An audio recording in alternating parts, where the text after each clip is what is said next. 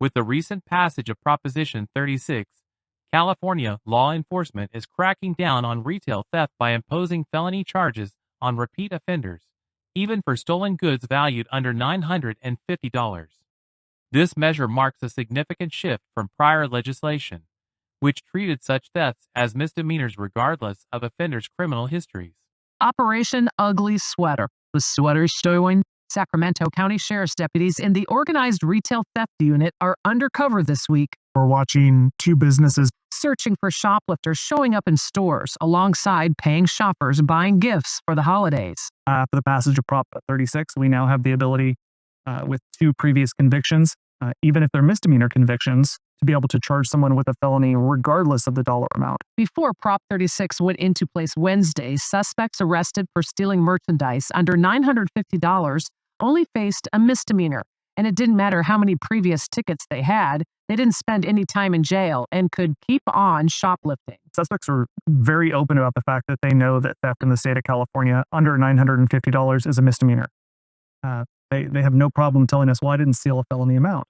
This is day 2 of Prop 36 going into effect. Now, as deputies prepare for another day of stopping retail theft, Some of them are starting to pick up on the fact that Prop 36 means they're actually going to physically go to jail, so they may try and run a little bit harder. they have more ammunition to keep repeat offenders out of stores.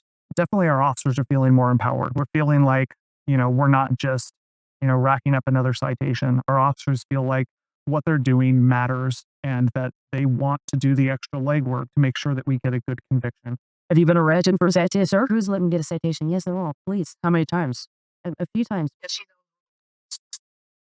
Instead of being released with just a ticket, more shoplifters are now headed off to jail. Sacramento County Sheriff's Department launched Operation Ugly Sweater to address this issue, deploying undercover officers to patrol stores during the holiday shopping season.